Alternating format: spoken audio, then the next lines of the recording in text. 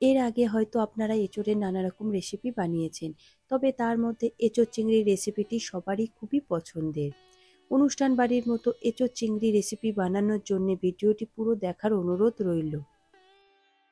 নমস্কার বন্ধুরা, কিচেন টেকনিকে আপনাদের সবাইকে স্বাগত। আমি মধুমিতা। আজ আমি শেয়ার করব আপনাদের সাথে নতুন স্বাদের একটা রেসিপি। চলুন দেখে নেওয়া যাক আজকের রেসিপি। এঁচোড় চিংড়ি বানানোর জন্য আমি এখানে নিয়েছি 600 গ্রাম পরিমাণে এঁচোড়। এঁচোড়টাকে আমি ভালো করে কেটে ধুয়ে পরিষ্কার করে নিয়েছি। দেখুন, মাঝে যে শক্ত মতো অংশটা থাকে সেটাকে বাদ দিয়ে দেবেন, আর ছালটাকে একটু ডিপভাবে কেটে নেবেন, তাহলে খুব ভালোভাবে সিদ্ধ হয়ে যাবে। আর এঁচোড় কেটে সবসময় জলের মধ্যে ভিজিয়ে রাখবেন, তা না হলে কালো হয়ে যাবে। আর নিয়েছি আমি এখানে 3টে মিডিয়াম সাইজের আলু। আলুগুলো দেখুন এইভাবে আমি ডুমো ডুমো করে কেটে নিয়েছি।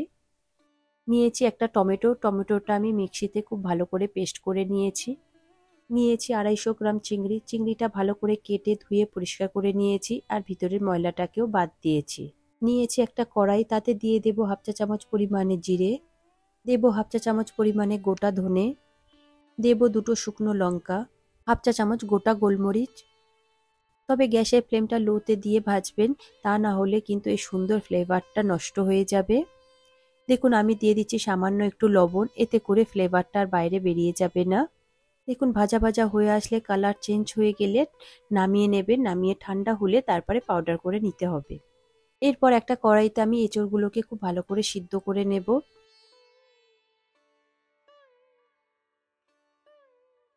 এরপর দিয়ে দেব হাফ চা চামচ পরিমাণে নুন, আর দিয়ে দেব হাফ চা চামচ পরিমাণে হলুদ গুঁড়ো। দিয়ে খুব ভালো করে আমি সিদ্ধ করে নেব। তবে আপনারা চাইলে এটা প্রেসার কুকারেও সিদ্ধ করে নিতে পারেন, তাতে খুব ভালো সিদ্ধ হয়। দেখুন, জলটা খুব ভালো করে ফুটে উঠেছে। এরপরে ছাঁকনির সাহায্যে জল থেকে আমি একটা পাত্রের মধ্যে তুলে নেব। তবে আমার এখানে এঁচোড়টা সিদ্ধ হতে একটু দেরি হচ্ছিল বলে আমি প্রেসার কুকারে দিয়ে সিদ্ধ করে নিয়েছিলাম। কিছু কিছু এঁচোড় আছে সিদ্ধ হতে একটু দেরি হয়। তবে প্রেসার কুকারে 2টো সিটি দিলেই এঁচোড়টা খুব ভালো মতো সিদ্ধ হয়ে যাবে। পর একটা কড়াই নিয়েছি। কড়াইটা গরম হলে দিয়ে দেব 2 টেবিল চামচ পরিমাণে সর্ষের তেল।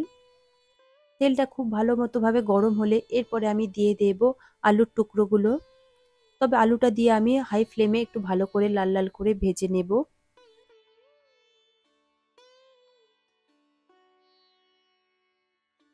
এই সময় আমি একটু মাঝে মধ্যে উল্টে দিয়েছি, যাতে আলুটা খুব ভালোভাবে চারিদিক দিয়েই লাল হয়ে ভাজা হয়।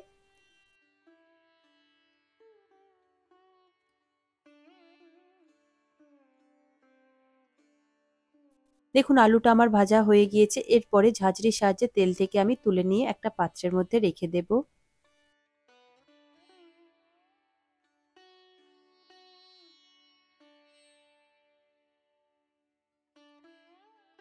এবার ওই তেলের মধ্যে আমি দিয়ে দেব সামান্য একটু নুন।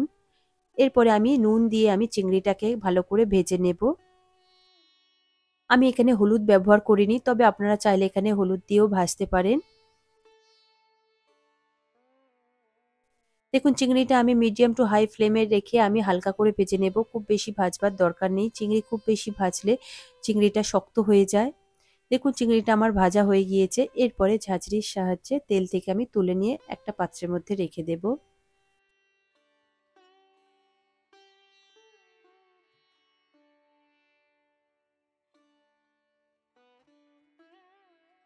এবার ওই তেলের মধ্যে আমি দিয়ে দেব 3টে তেজপাতা, একটা দারচিনির টুকরো, দেব 4টে লবঙ্গ, আর দেব একটা এলাচ। দিয়ে গ্যাসের ফ্লেমটা লোতে রেখে আমি একটু ভালো করে ভেজে নেব 10 থেকে 15 সেকেন্ড মতো। দেখুন, ফোড়নটা ভাজা ভাজা হয়ে গেলে এরপরে দিয়ে দেব 2টো মিডিয়াম সাইজের কুচিয়ে রাখা পেঁয়াজ। পেঁয়াজটা দিয়েও খুব ভালো করে নাড়াচাড়া করে নেব। এই সময় গ্যাসের ফ্লেমটা মিডিয়াম টু হাইতে থাকবে।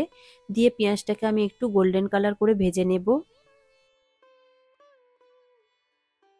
দেখুন, পেঁয়াজটা আমার গোল্ডেন কালার হয়ে গিয়েছে। ঠিক এই সময় দিয়ে দেব 1.5 টেবিল চামচ পরিমাণে আদা রসুন বাটা। এরপরে লো ফ্লেমে আমি ভালো করে আদা রসুনের কাঁচা গন্ধটা চলে যাওয়া পর্যন্ত নাড়াচাড়া করে নেব। দেখুন, আমার খুব ভালো করে কষানো হয়ে গিয়েছে। এরপরে আমি দিয়ে দেব 1 চা চামচ পরিমাণে লঙ্কা বাটা।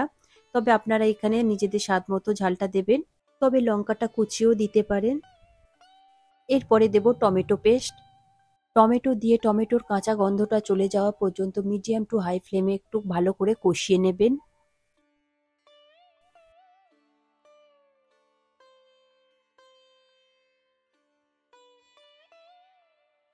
দেখুন মশলাটা খুব ভালো করে কষানো হয়ে গিয়েছে আর মশলা থেকে তেলও ছেড়ে দিয়েছে। এরপর আমি দেব স্বাদ মতো নুন, দেব হাফ চা চামচ পরিমাণে হলুদ গুঁড়ো, দেব 1 চা চামচ পরিমাণে জিরে আর ধনের গুঁড়ো, আর দেব 1 চা চামচ পরিমাণে কাশ্মীরি লঙ্কার গুঁড়ো। এরপরে গ্যাসের ফ্লেমটা লোতে রেখে ভালো করে মশলাগুলোকে মিশিয়ে নেবেন।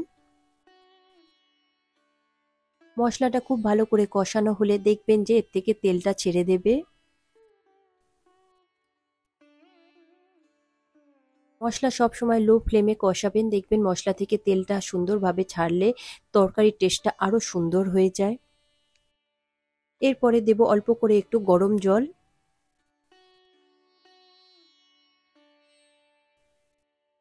অল্প করে জল দিয়ে মশলাটা কষালে মশলাটা তলায় পুড়ে যায় না, এতে করে তরকারির টেস্টটা খুব সুন্দর থাকে।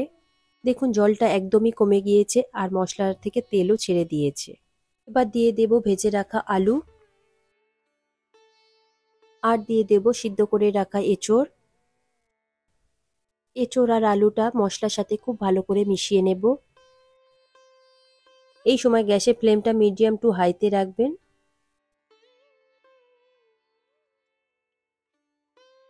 এইভাবে 2 থেকে 3 মিনিট মতো খুব ভালো করে একটু কষিয়ে নেবেন।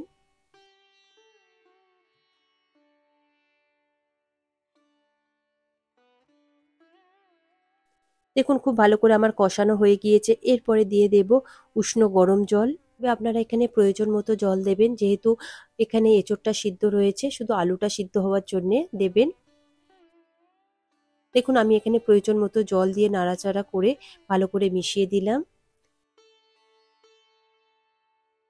এরপর গ্যাসের ফ্লেমটা মিডিয়াম টু হাইতে রেখে ঢাকা দিয়ে আমি 7 থেকে 8 মিনিটের জন্য ফুটতে দেব। দেখুন এবার আমি ঢাকা খুলে দেখব। দেখুন গ্রেভিটা আমার ফুটে উঠেছে। আমি আরো একবার একটু মিশিয়ে নিচ্ছি। দেখুন আলু আর এঁচোড়টা খুব ভালো মতো ভাবে সিদ্ধ হয়ে গিয়েছে। দেখুন গ্রেভির কালারটা কতটা সুন্দর চলে এসেছে আর উপর থেকে তেলটাও ছেড়ে দিয়েছে। ঠিক এই সময় দিয়ে দেব ভেজে রাখা চিংড়ি, দেব হাফ চা চামচ পরিমাণে চিনি। চিনিটা তবে অপশনাল, আপনারা নাও দিতে পারেন। আর দিয়ে দেব হাফ চা চামচ পরিমাণে গরম মশলা গুঁড়ো, দেব 1 চা চামচ পরিমাণে ভাজা মশলা। মশলা দিয়ে গ্যাসের ফ্লেমটা একদম লোতে রেখে আমি একটু খুব ভালো করে মিশিয়ে নিচ্ছি। আরো 1.5 থেকে 2 মিনিট মতো আমি গ্যাসের ফ্লেমটা লোতে রেখে দেব। তবে আমি এখানে সামান্য একটু গরম জল অ্যাড করেছি, কারণ এখানে গ্রেভিটা একটু কমে গিয়েছিল। এরপরে সবার শেষে দিয়ে দেব 1 চা চামচ পরিমাণে ঘি।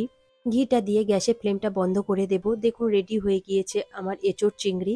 আশা করি আমার আজকের এই রেসিপিটা আপনাদের ভালো লাগলো। ভালো লাগলে এইভাবে একবার বানিয়ে দেখুন। আমার মনে হয় আপনাদের সকলেরই ভীষণ ভালো লাগবে। ভালো লাগলে লাইক শেয়ার করবার অনুরোধ রইল। সাথে এই রকম সব নিত্য নতুন রেসিপি পাওয়ার জন্য কিচেন টেকনিককে সাবস্ক্রাইব করে পাশে থাকার অনুরোধ রইল। তবে আজকের মতো এই পর্যন্ত, আবারও দেখা হবে অন্য কোনো রেসিপির সাথে। সবাই ভালো থাকবেন, সুস্থ থাকবেন আর ভিডিওটি পুরো দেখার জন্য অসংখ্য ধন্যবাদ।